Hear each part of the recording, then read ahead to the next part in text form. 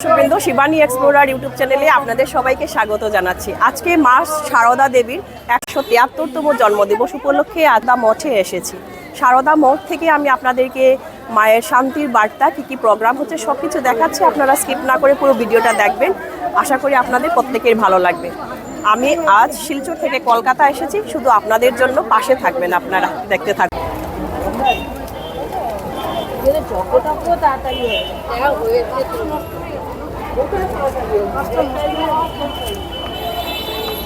চলুন আমার সাথে আপনারাও দেখতে থাকুন শারদা মঠে কি কি হচ্ছে, সবকিছু থাকবে আজকের প্রোগ্রাম সূচি।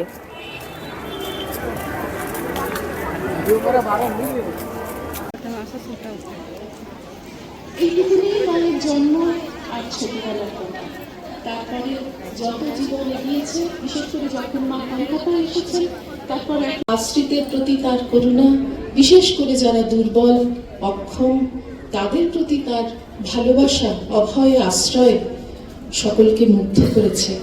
এখানে তিনি অসাধারণ, সবাই তার আপনার।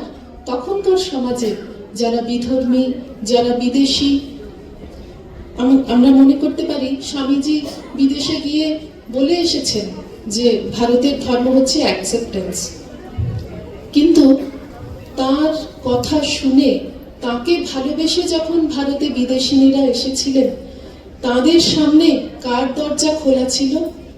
মা ছাড়া। স্বামীজি পর্যন্ত অবাক হয়ে গেছেন মা তাদের এমনভাবে গ্রহণ করেছেন শুনে, মা তাদের সঙ্গে আহার করেছেন শুনে।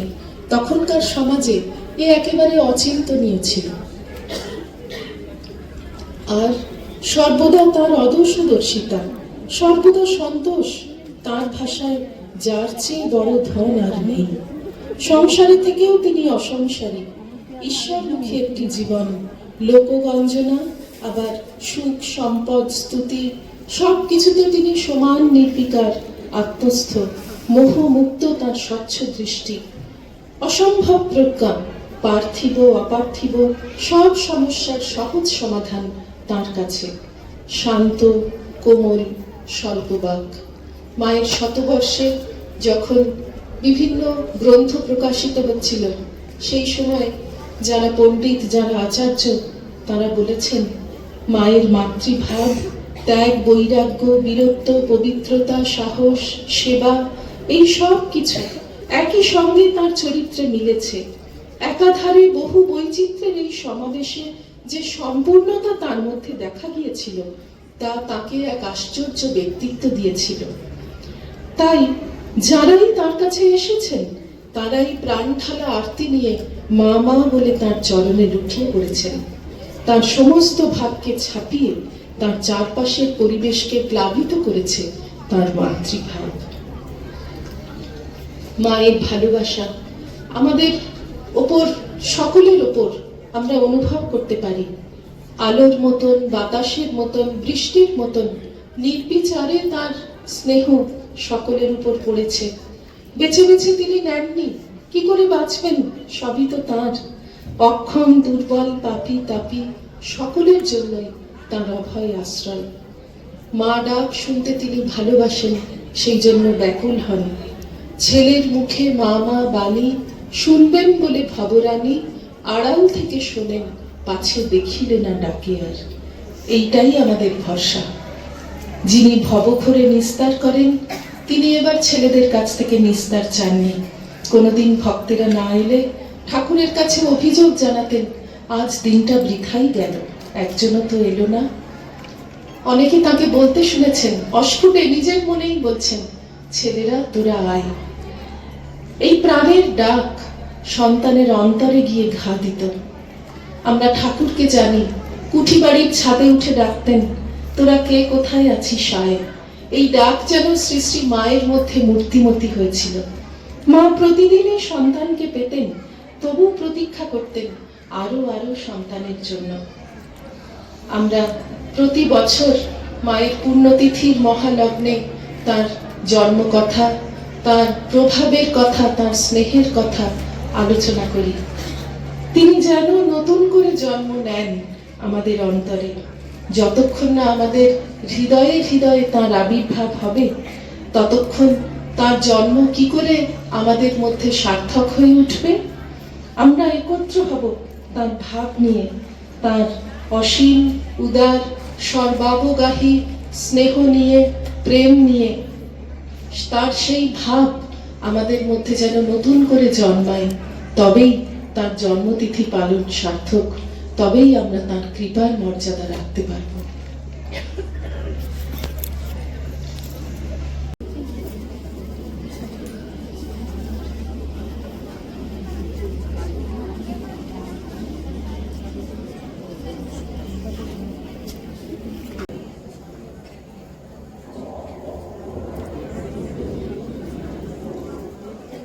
এতক্ষণ শ্রী শ্রী মায়ের জীবন। শুভ সকাল। আজ এই পুণ্যতিথিতে ঠাকুর, মা এবং স্বামীজিকে অন্তরের শ্রদ্ধা এবং ভক্তিপূর্ণ প্রণাম জানাই। এখানে উপস্থিত শ্রদ্ধেয় মাতাজিরা এবং মায়ের অগণিত অনুরাগিনী ভক্ত শিষ্যাকে জানাই আমাদের অন্তরের প্রণাম, শ্রদ্ধা ও ভালোবাসা। আজ এই মহালগ্নে মায়ের প্রতি আমরা একটি শ্রদ্ধাঞ্জলি জ্ঞাপন করতে চাইছি আমাদের সঙ্গীতালক্ষের মাধ্যমে। শিলচর মা শারদা গ্রুপ তাই নিবেদন করছে সঙ্গীতালেখ্য জগৎ জননী জগৎ পালিনী মা শারদা, তোমাকে প্রণাম, তোমাকে প্রণাম। ওম सर्वेषां स्वस्तिर्भवतु, सर्वेषां शान्तिर्भवतु, सर्वेषां पूर्णनाम भवतु, सर्वेषां मङ्गलं भवतु। ॐ शान्तिः शान्तिः शान्तिः। সকলের কল্যাণ হোক, জীবন সমৃদ্ধ হোক, সকলের মনে শান্তি বিরাজ করুক, সকলের জীবনে আসুক পূর্ণতা, সকলের জীবন ও মন হোক মঙ্গলময়। ওম শান্তি শান্তি শান্তি।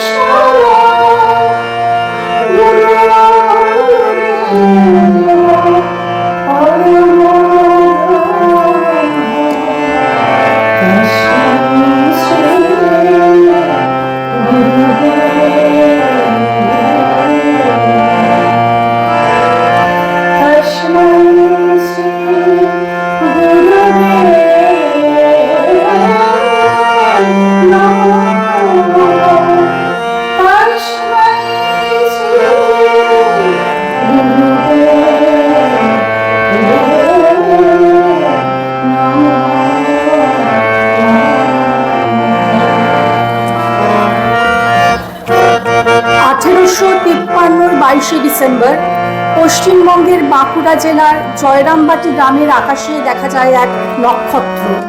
যিনি রামচন্দ্র মুখোপাধ্যায় এবং শ্যামাসুন্দরী দেবীর কন্যা হয়ে নেমে আসেন ধরাতলে। পরবর্তীকালে ঠাকুর শ্রী রামকৃষ্ণ পরমহংসের আধ্যাত্মিক সহধর্মিণী হয়ে তিনি হন রামকৃষ্ণ ভাব আন্দোলনের কেন্দ্রবিন্দু, পূজিত হন শ্রী মা হিসেবে। অগণিত ভক্তের কাছে তিনি পবিত্র মা। সেবা, ত্যাগ, সকল জীবের প্রতি নিঃশর্ত ভালোবাসা তাঁর আধ্যাত্মিক চেতনাধারার উপাদান। এই মহিষীকে প্রণত চিত্তে বারবার স্মরণ করি, মনে মনে তাকে বরণ করে নিই নিজেদের উপাদানের ডালি সাজিয়ে।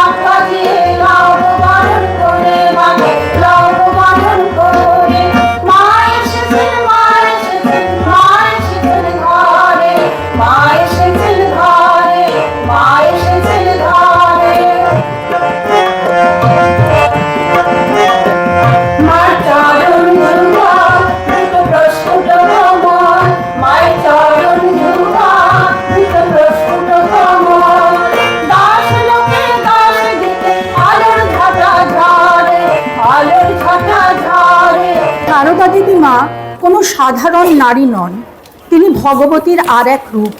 তিনি আদ্যাশক্তি, তিনিই জগত্তারিণী, আবার তিনিই সিদ্ধিদাত্রী। তাঁকে প্রণাম। ব্রহ্মাণী পার্বতী ধূমাবতী বহরা জ্ঞানদায়িনী জয় জয় শ্রী সারদা, কালী কপালিনী শঙ্কিনী জয় দা, তারকেশ্বরী জয় জয় শ্রী সারদা, লক্ষ্মী মন্ত্রিনী কৌমারী সরলা, শুভঙ্করী মাগো জয় শ্রী সারদা, শিবা চক্রিনী চণ্ডী প্রাণদা, প্রাণপ্রিয়া দেবী জয় শ্রী সারদা, জনমাতা দেবী জয়ন্তী কালিকা, ভদ্রকালী জয় জয় শ্রী সারদা। শ্রী শ্রী সারদা দেবী একদিকে পরম ব্রহ্মময়ী, জগৎ জননী, সকলের আরাধ্যা মা, আবার একই সঙ্গে তিনি সরল, গ্রাম্য, আটপৌরে মা, যার সরল জীবনযাপন আমাদের টেনে নেয় তাঁর কাছে।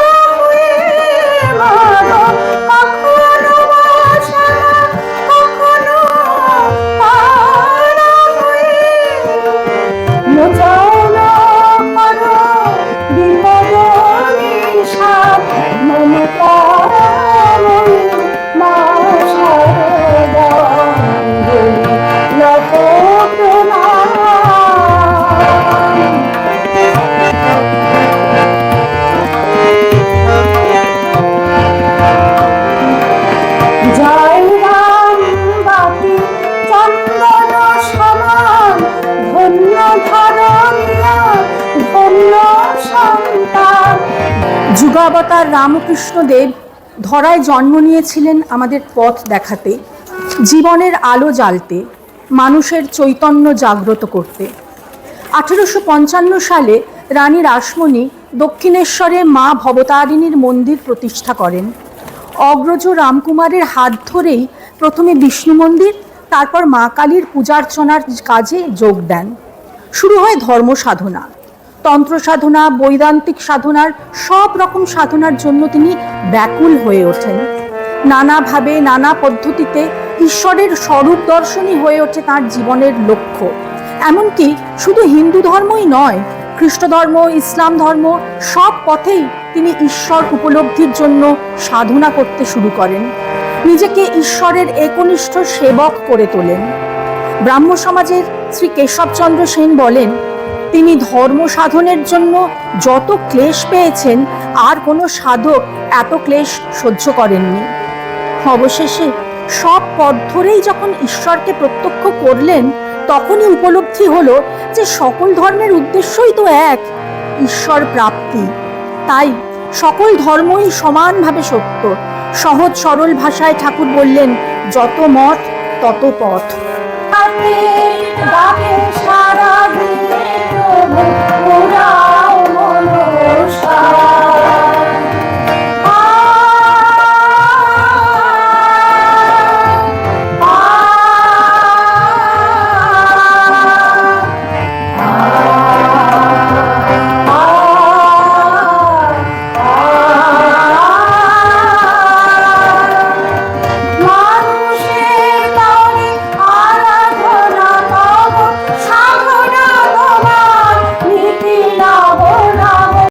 শিলংয়ের ভক্তদের গানে কান ঝালাপালা হয়ে গেল যে টেলিগ্রাম পাঠিয়ে ওদের কথা গান বন্ধ করো। ঘটনা ঘটল শিলংয়ে, আর মা জানতে পারলেন সুদূর কলকাতায়। আসলে জগৎ তো তাঁরই, তাই তিনি ছাড়া আর কেই বা জানবেন।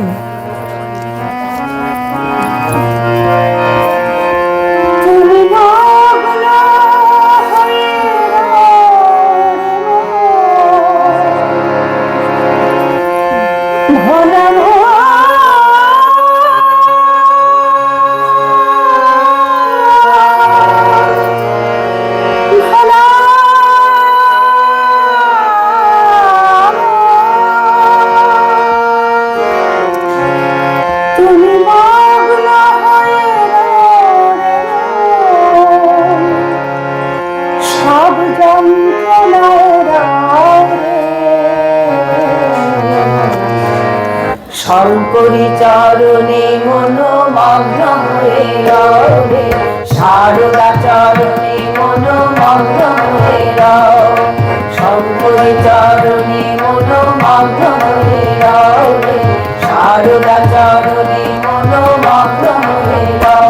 তুমি মগ্ন হয়ে রও রে ভোলা মন মগ্ন হয়ে রও রে সব যন্ত্রণায় রও রে। শঙ্করী চরণে মনোমগ্ন হয়ে রও রে, সারদা চরণে মনোমগ্ন হয়ে রও। শঙ্করী চরণে মনোমগ্ন হয়ে রও রে, সারদা চরণে মনোমগ্ন হয়ে রও।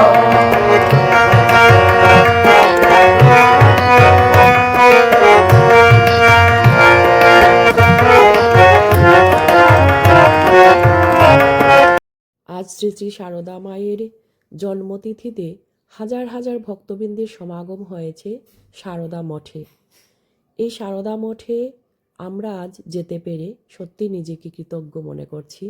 এত সুন্দর একটা পরিবেশে, এত সুন্দর একটা জায়গায় যেতে পারায় সত্যি নিজেকে ধন্য মনে করছি। ছিল আজকের আমার শ্রী শ্রী শারদা মায়ের 173তম জন্মতিথি উপলক্ষে প্রতিবেদন। আপনাদের কেমন লাগলো অবশ্যই লাইক, কমেন্ট ও শেয়ার করবেন। আর আমার অসংখ্য ধন্যবাদ শিলচর শারদা গ্রুপকে। ওনাদের সাথে আজকে আমি আসতে পেরে অশেষ ধন্যবাদ জানাচ্ছি। ধন্যবাদ। তো আজকে আমাদের এতদিনের প্রতীক্ষার যে আজকে সফল হয়েছি। আজকে মায়ের বাড়িতে এসে যে আমরা একটু অনুষ্ঠান করতে পেরেছি, মা আমাদেরকে যে চরণ আশ্রয় দিয়েছেন, এটা আমাদের জীবনের মানে পরম সৌভাগ্য বলে মনে করছি। এখানে এসে আমাদের জীবন ধন্য হয়ে গেছে। আমরা সব শিলচর মা শারদা গ্রুপ থেকে এসে আমরা অনুষ্ঠান করেছি। তো আপনারা দেখবেন এবং এটা সাবস্ক্রাইব, শেয়ার করবেন, লাইক করবেন। জয় মা। স্নেহময়ী মা, আমাদের স্নেহময়ী মায়ের স্নেহের পরশে আমরা আসলাম। এখানে অনুষ্ঠান করতে। অশেষ অশেষ ধন্যবাদ সবাইকে যারা পর্দার উপাসে আছেন, এবং আমাদের সবাইকে নিয়ে আমরা এবার দীঘা যাত্রা করব। জয় ঠাকুর, আগামীতে আমরা দীঘার তো সবাই ভালো থাকুন, সুস্থ থাকুন। ফিরছি আরো একটা ছোট্ট ভিডিও নিয়ে আপনাদের সামনে আসবো, আবারও চলে আসবো। আসছি। আসবো। নেক্সট ভিডিওটা দেখতে পাবেন আমরা দীঘা যাচ্ছি। যাত্রা।